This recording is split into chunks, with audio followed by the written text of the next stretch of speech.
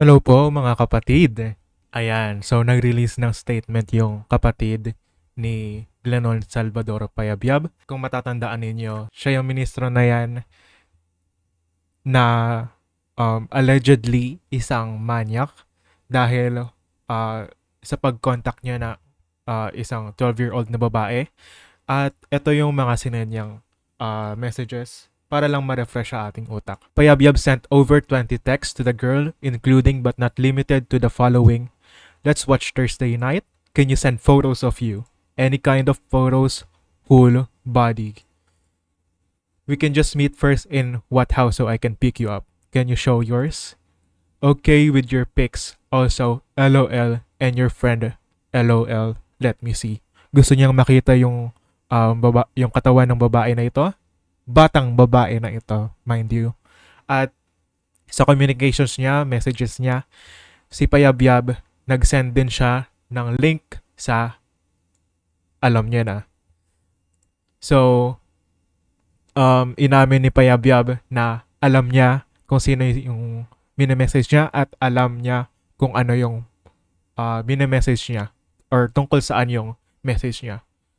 When Payabyab was confronted with the text, he allegedly said, "Yes, I sent those texts, and yes, I know how old she is." Alam niya kung ilang taon yung bata, alam niya na nag-send siya ng link sa PHub, alam niya na naghihingi siya ng pictures ng batang babae na ito. So, mag-react tayo sa response ng babaeng kapatid ni Glenon Salvador Payabyab.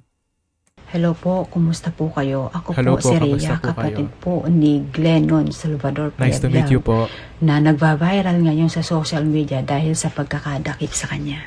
Opo, kung hindi naman sa pagkakadakip, more on hinuli siya. Ito yung video ng pagkaka-aresto sa kanya. Ayan siya si Glennon. Okay? No, I'm not. Yeah, I'm not. Yes, you was, sir. You should have never been texting a 12-year-old girl, you piece of shit. Ayun, he texted a 12-year-old girl based sa article na ito by SI Live. So, yun, pwede nyo ma-search yung article na ito. And let's continue watching her statement. Para po sa mga kamag-anak, kaibigan at kakilala po namin na nag-aalala po sa kanya, siya po ay na-release na. Ayun. Maraming nagko-comment sa akin sa previous video ko na na-release na nga itong si Glenon Salvador Payabyab. Nakasama din siya sa article ng GMA. The court released Payabyab under non-monetary conditions. So, hindi siya bail, nirelease siya, pero nag-issue ng temporary order of protection prohibiting the accused, si Payabyab, from contacting the victim in any form. So, bawal niya i-message yung batang babae, bawal niyang lapitan, bawal niyang kausapin. At kahit pinakawalan na siya, he was released. The court has scheduled Payabyab's next appearance on June 3, 2025. So, hindi pa rin siya napapawalang sala. May kaso pa rin na pending sa kanya. At pwede nyo ito ma-fact check, guys. Type nyo lang sa iapps.courts.state.nys Web Crim Attorney Case and Identifier System. Yung case number na CR-002360-25RI. Search nyo yan at lalabas ang katotohanan. Ayan, may lumabas na search result. Isa lang. Defendant, Payabyab Glenon Salvador.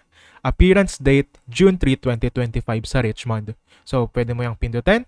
At mapupunta ka dito sa case detail summary. So, ayan, hinuli siya noong April 3, 2025. Magkakaroon siya ng appearance sa Criminal Court ng Richmond sa June 3, 2025, 9 a.m. So, abangan natin yan. Hindi siya, pinakawalan man siya, pero hindi pa siya napapawalang sala. Tuloy natin. Na-release po siya agad dahil wala po siyang kasalanan. Walang kasalanan. Totoo ba?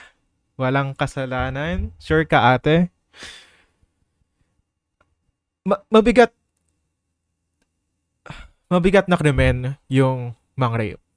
Mas lalong mabigat na krimen yung re-rapein mo is batang babae. Igugroom mo batang babae.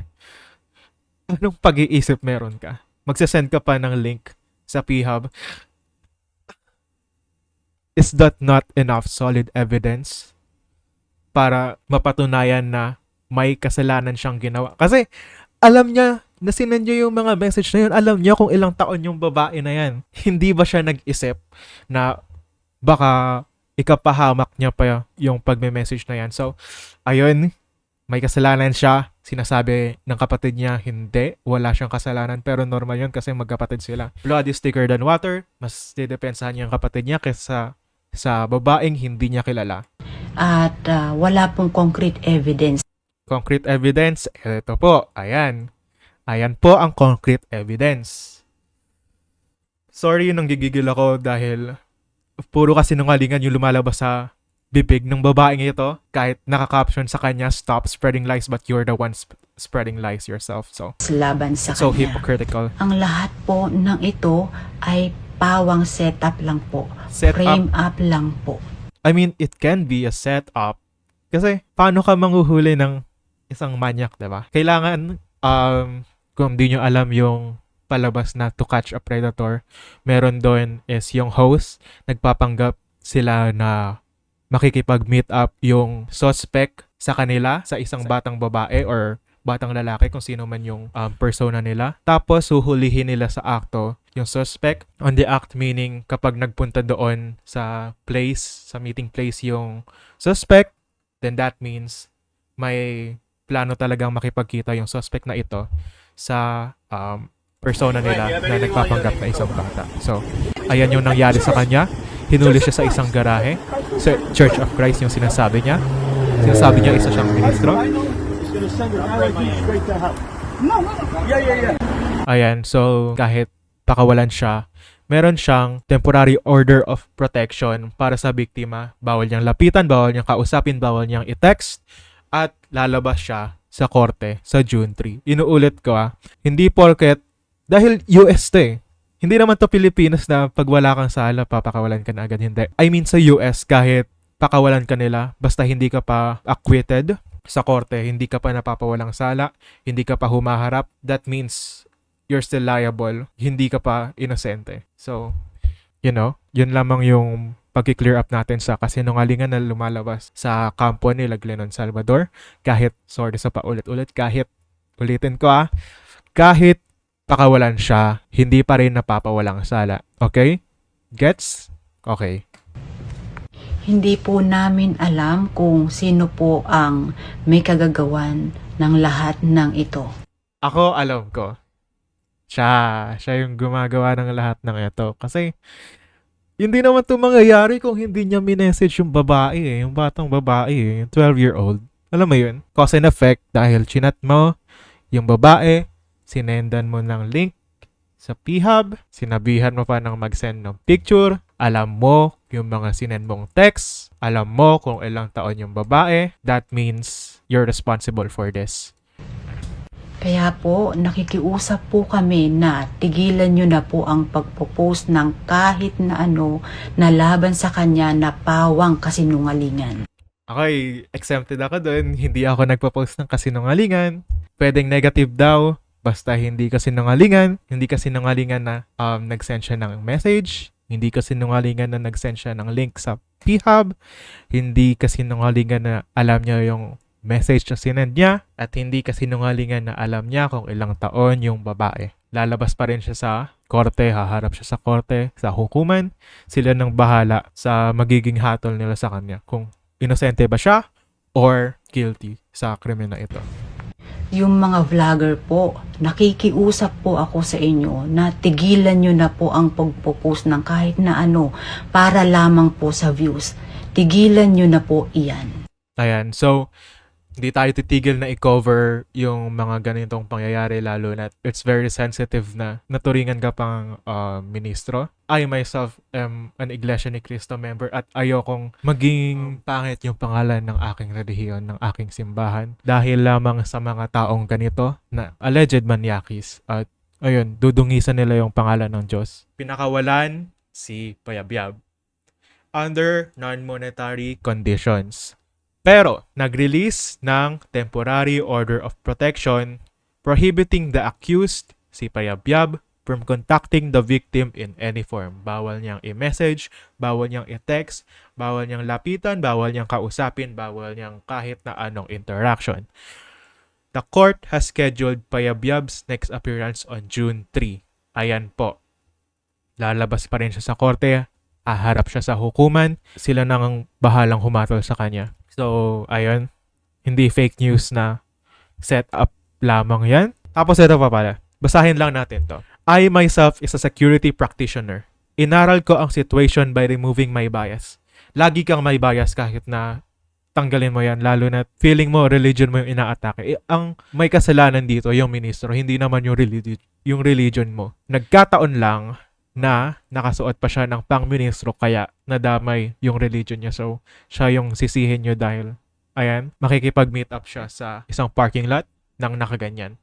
Also, shout out to r/ex Iglesia ni Cristo dahil alam nila yung latest. So, ayan. I am very much surprised. Liban sa mga police who was videoing the incident for record purposes at their back, meron ding unidentified civilian doing the video na sinasaway pa nga ng police at it appears hindi nila ito kasamahan. Yes, hindi nila ito kasamahan. Sila yung Protect Our Child organization. Isa silang organization na layong mag-protect sa children against sexual abuse and all sorts of things like that. So, ayun. Hindi ko rin alam kung bakit sila nandun. Basta nandun sila, nakapag-video and, ayan, may pruweba tayo. Now, bakit naroroon din sila? A big question mark to reckon with. Bakit alam nila ang lugar at anticipated nila ang mangyayaring arestuhan? Naghihinala akong setup nga ito at sila ang gumawa ng manipulation sa ginawang pag-aresto ng pulis.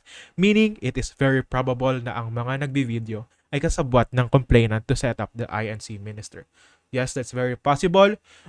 Gaya nga ng sinabi ko, yung to catch a predator, yung mga producers nun is sila yung gumagawa ng persona ng isang batang babae or lalaki to set up the suspect or the predator para mahuli nila, may sumbong nila sa mga law officials and yun, mahuli at parusahan dahil that's very wrong. I will not be surprised kung lumitaw ng mga tiwalags na naman ang may pakana ng makalbalang ito. Bitter. Review po the video bukod sa mga pulis, merong ibang gumagawa ng video. So, ayun, like I said, kasama sa video yung Protect Our Child organization. They're not police, they're not detectives, they're just an organization na layong magprotekta sa mga bata from sexual abuse and such.